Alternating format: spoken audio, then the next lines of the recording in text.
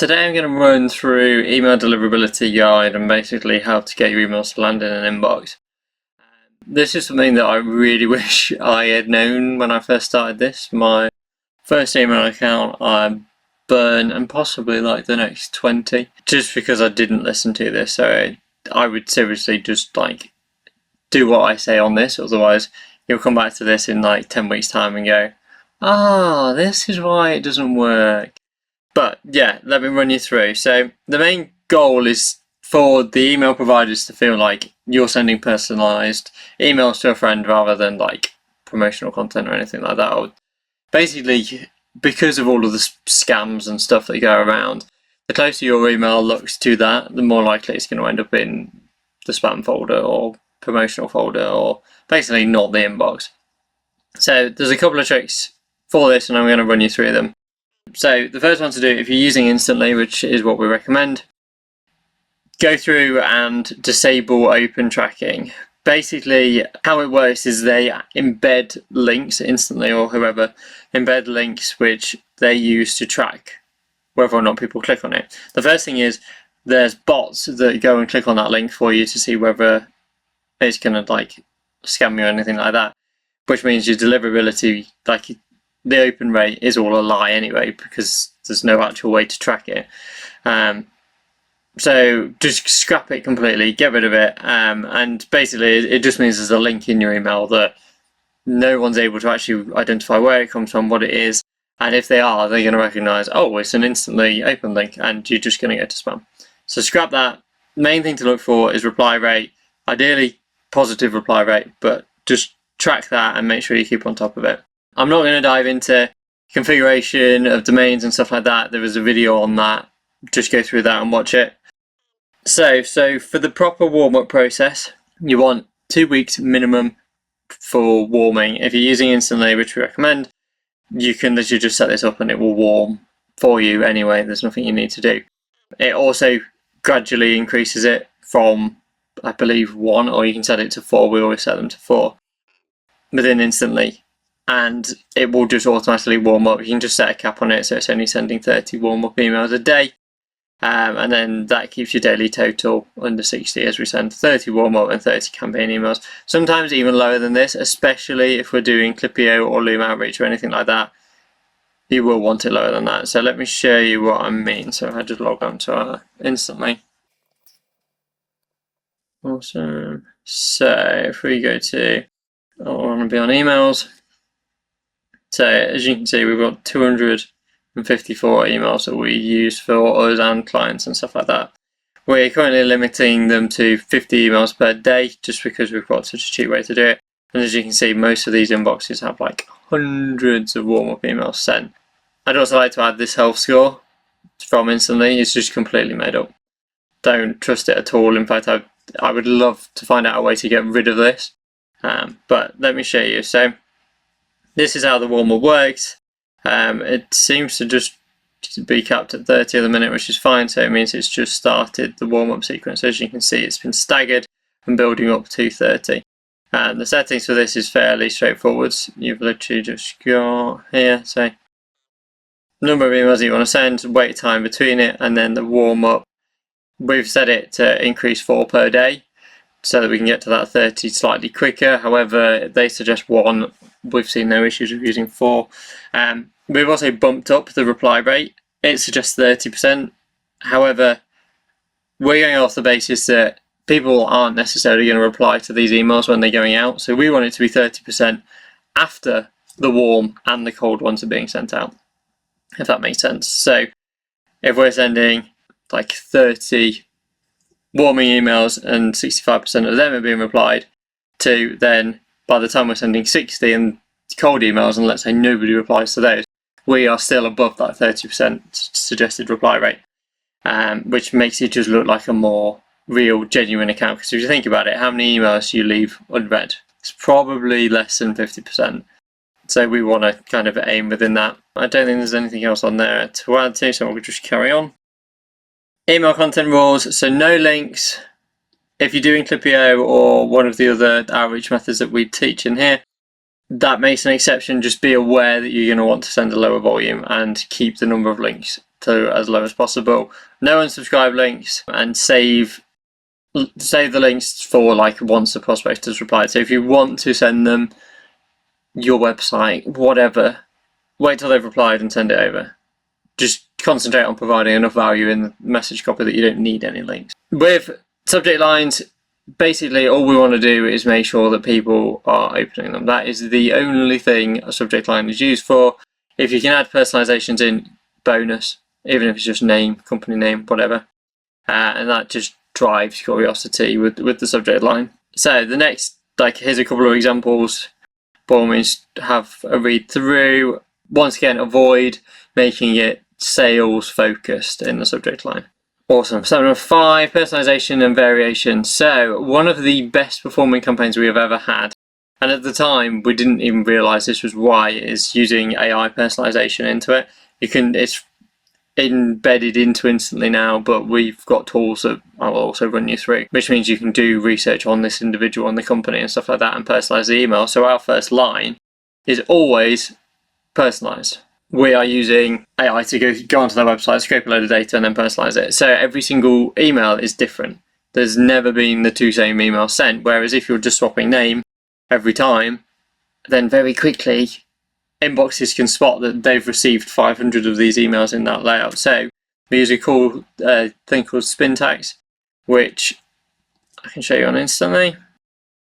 So let's just make a new campaign so I can show you what it looks like.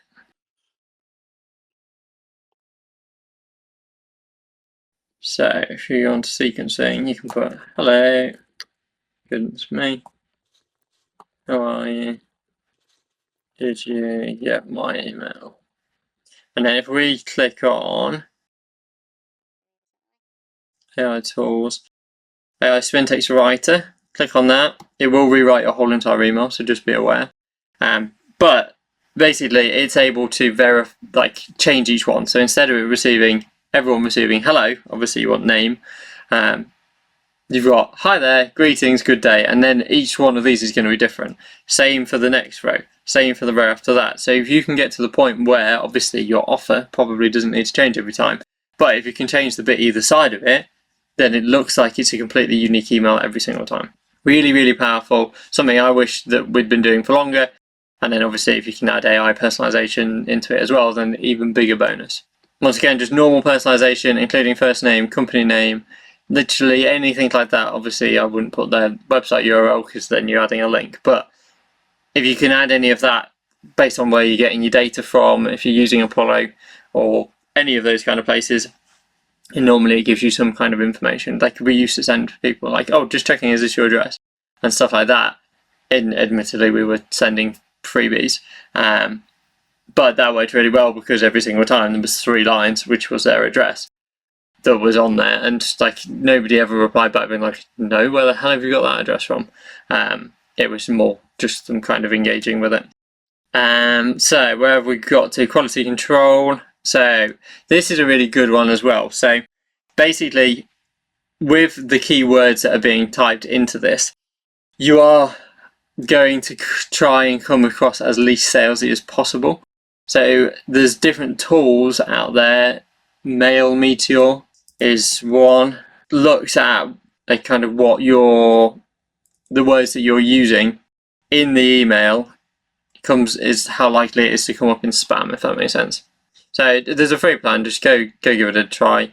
But basically it goes off the basis that if you're searching, if you're adding words like free trial or guarantee, stuff like that are all words that flag up as spam related words. So a good way to get around this is using a tool like Mail Meteor, or there's loads of other ones. If you just use spam keyword trigger tools, there's loads of them, and just go on and type out, copy and paste your email copy into it, and it might be a case that you're able to change it up. Instead of I don't know, let me think of an example, free in capital bold letters is flagged for that, then you can just change it to free not in bold capital letters, and your chances are your email is going to land in the inbox.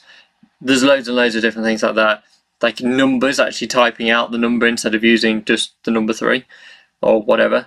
That seems to do better for whatever reason. But basically, you can go through and check all of this, and yeah, it will rebuild your whole entire campaign. However, it's better that people see a slightly different version of your email copy than not receiving it at all. So another thing to do is space out the delays between follow-up emails. We normally do 2 or 3 days. Don't bombard people with an email every single day. I mean, you can do, but it will affect your deliverability because you're more likely to be reported for spam. Whereas if you space it out a bit, it bothers people less. You are seen as less persistent, but so like give it a try. But when you're first starting off with new email accounts, I'd probably space it slightly longer and then build up to that. And then we've just got a couple more. So best practices for success. Sending under 60 emails, which we talked about. Previewing all campaigns before sending. Make sure that you've replaced name properly and stuff like that. So just check the previews. We also use that as an opportunity to send the email to ourselves. So we'll send it to all of our business emails, all of our personal emails, and just test them to see if they even land in the inbox. Because if they don't, then you need to change something. And that is really the best way to do it. There's loads of tools online to check deliverability, but on the whole, you're actually better to just manually check it against your own emails. Yeah, making sure you're targeting the right people with your emails. Like, you can build the most amazing email campaign, say exactly the right things, but if you're emailing the wrong people, they're not going to give a toss. So make sure your lead list is good, and also make sure that they're relevant. It's a really good way to avoid ending up in spam and being reported for spam. Double check all personalizations have worked correctly. So if you're inserting variables, AI personalization, whatever, once again, just preview the campaign and check. Your response rate is going to be the key metric. Yes, it would be great if we can work out how many people have opened the email, but there's no point nobody being able to open the email because it's landing in spam.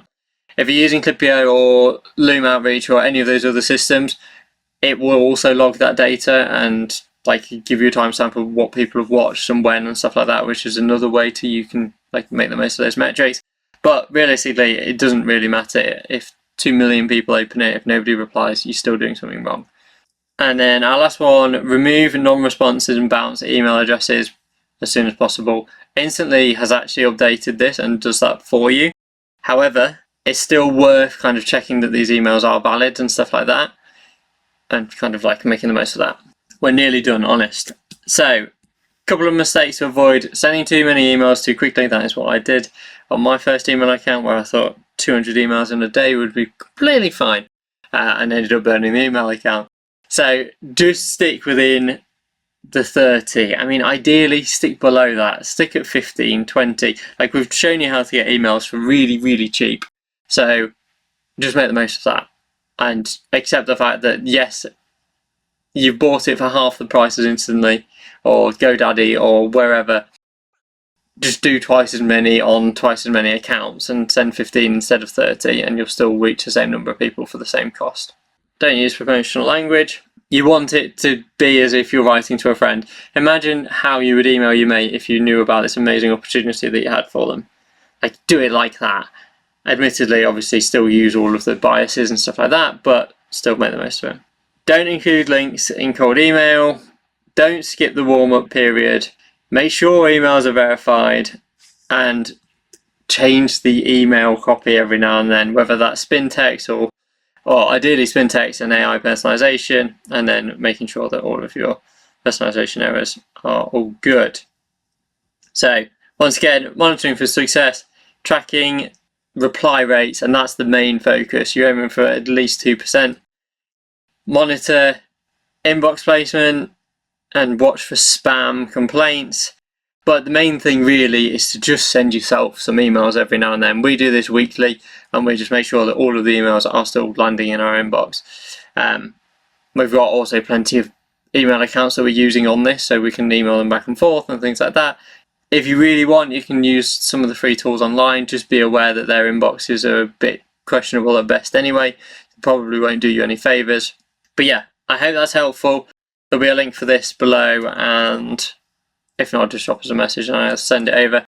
But yeah, that should give you a massive head start from at least from where I was with email deliverability.